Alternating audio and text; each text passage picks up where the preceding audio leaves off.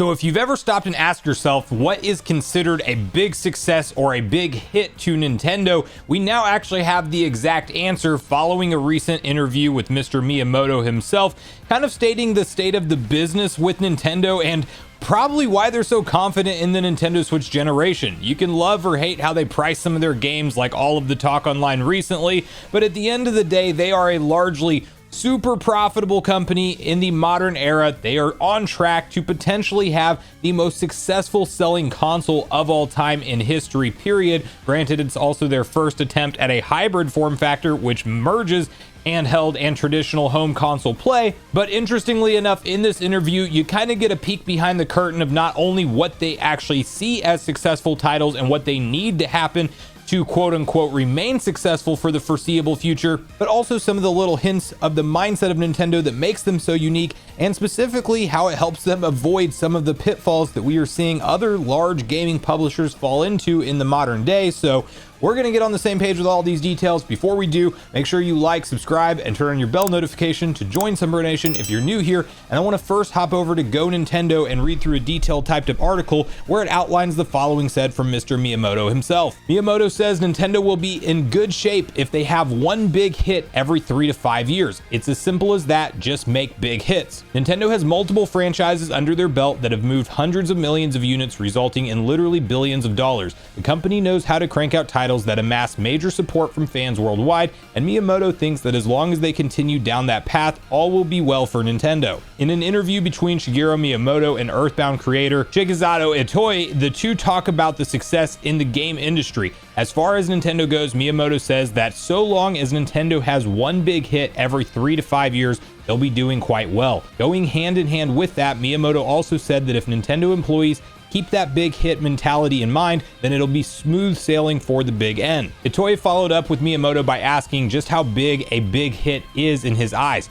According to Miyamoto, a big hit is a game that moves 30 million units or more. If that's the case, then Switch is home to 4 big hits: Mario Kart 8 Deluxe, Animal Crossing New Horizons, Super Smash Bros. Ultimate, and The Legend of Zelda Breath of the Wild. While much of the talk between the two was focused on game sales, Miyamoto did say that focusing on money making and bringing in sales isn't the way to foster big hits. Both Itoi and Miyamoto agree that focusing on corporate greed would steer the company in the wrong direction, killing off innovation and inspiration. So we now kind of have the rough number of 30 million plus units is considered a big hit in Nintendo's eyes, and if they have just one of those every 3 to 5 years, in their opinion, they are doing very well. And I really like the portion at the end that the way to get those big hit numbers is not to focus on the fact that you want a lot of units and chase what is a safe play that will absolutely sell with the fan base, but rather experiment with fun new gameplay ideas and evolve the formula of both existing franchises as well as creating entirely new ones.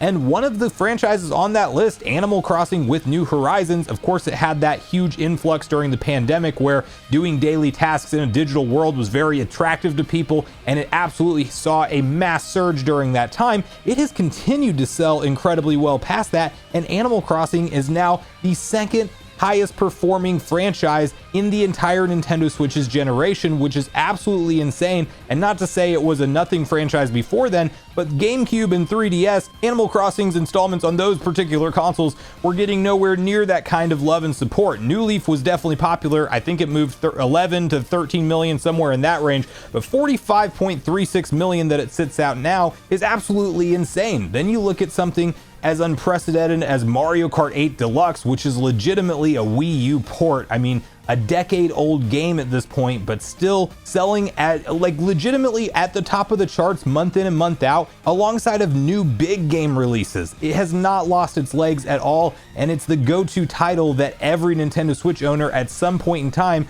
seems to pick up and add into their collection at 61.97 million. So literally 2 of what Nintendo considers to be a big hit in one game. They are doubling what they consider to be a big hit, and according to their own words, they only need one of those every 3 to 5 years to consider themselves successful. So imagine how elated they are in the current generation we find ourselves in with the Switch, which is what really makes it exciting as we talk about the transition to next generation hardware, because they're going to try to recreate this momentum. And even if it is not the same level of the Switch success, at least early on, there's no doubt that now that they've seen the top of the mountain, and they're getting new eyeballs on their IP from different ways. Like we have all of these theme parks opening up all around the world that are Nintendo focused. The Mario Bros movie was the second highest grossing animated film in history, period. Let that sink in. And we know we're getting a sequel to that movie in April of 2026. So the momentum behind Nintendo is really an exciting thing right now. And considering that they're going to use all of that revenue and a large chunk of it put into research and development and younger developers and getting people in a room together to create new exciting gameplay experiences, that's a very exciting prospect to me. There's even some headlines that tie into that, as you can see from VGC, where Miyamoto's talking about passing down the torch, where it says Nintendo's Miyamoto discusses passing baton to even younger developers. The Mario designer says he's no longer involved in day-to-day work. Times are changing at Nintendo, but not necessarily their core fundamentals and what they chase, which is an excellent gameplay experience first. And speaking on the young developers piece, I can personally attest to one of my favorite games of 2023 having that, not just Tears of the Kingdom, which I know probably had some new developers on it and some new minds, but largely a lot of the same Zelda team, but rather Super Mario Bros. Wonder, reinventing, in my opinion, just how fun and expressive and alive a 2D platformer can be, or a side-scrolling platformer in the modern day. Like, super enjoyable game. My whole 30 plus hours that I spent 100%ing that, enjoyed absolutely every moment of it, and all the reports were that Nintendo got a lot of young minds in the room to come up with their most wacky creative ideas to see what they could craft when it comes to reinvigorating and revitalizing a new side-scrolling Mario game for the modern day. And when you continue down the list of just the kind of hits that we've seen in this generation, like Super Smash Bros. At 34 million, Legend of Zelda Breath of the Wild at 31, and then the ones that really come close to that metric for Nintendo, like Super Mario Odyssey, Pokemon Sword and Shield, Pokemon Scarlet and Violet, even Super Mario Party being over 20 million units sold, and a recent release, a 2023 May of 2023 game, Tears of the Kingdom, currently sitting at 20.61 million.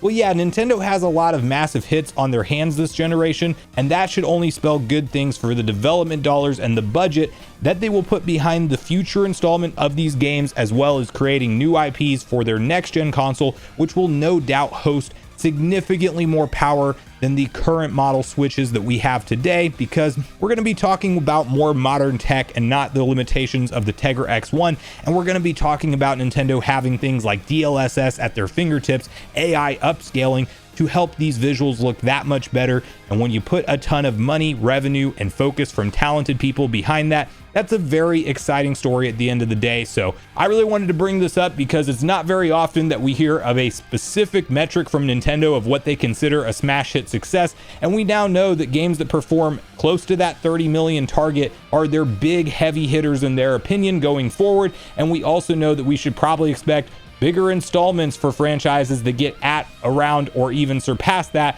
which is why I'm expecting Mario Kart 10 or 9, whatever they end up calling it, maybe a brand new game name altogether. That's probably going to have one of the biggest budgets of a game in Nintendo history, period, because they know what they have as far as a opportunity to follow up on the 61 million that have purchased the current Mario Kart 8 Deluxe today. So fortunately, we shouldn't have to wait just too much longer to figure out when Nintendo's going to reveal their successor console and what kind of launch lineup and early new Switch 2 games we will have to look forward to. But Nintendo does have plenty of tools and the right mindset at their disposal to create some next-gen great experiences, in my opinion. So let me know in the comments down below what you think of this. Are you happy with the trajectory and the course Nintendo is on, and likely keeping the next gen form factor into their next gen console? And do you think that we will be learning about that sometime soon? What do you think about finding out from Miyamoto's own words that 30 million is the big success mark for them and they really only need one of those every 3 to 5 years? And do you think the Switch 2 has a shot at becoming nearly as successful as the current model Switch? Or do you think that there's a chance that the follow-up console, like Nintendo has seen many times in their past history, is not near as successful as their smash hit console that they have on their hands right now? So thanks so much for watching the video today, everyone. Make sure you share all your thoughts and feelings in the comments down below before you leave, regardless of if we agree or disagree. Also, make sure you like, subscribe, turn on your notification bell, and I will see you guys in the next video.